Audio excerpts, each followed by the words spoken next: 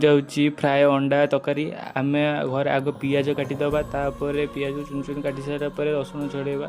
देख मु रसुण छड़ेला बेले देख केड़े बड़ रसुण बाहरी मु देखी बहुत सरप्राइज हो गली। रसुण पियाज कटा सरला तेल पैन रे पकई अंडा को पकईदबा। अंडा जिते फ्राए हाँक लगे ता देहरे मसला लंका गुंडा चिकेन मसला टी पकई लुण टी पकईदबा।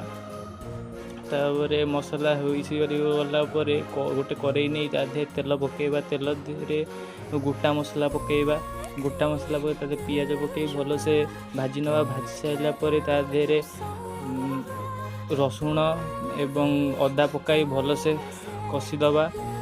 तापर लुण एवं हलदी पकईबा। हलदी पकई सारापर काश्मीर चिली एवं लंका गुंडा तापर चिकेन मसला एवं अल्प मात्रा रे टिके गरम मसला पकाई भल से भाजी नवा।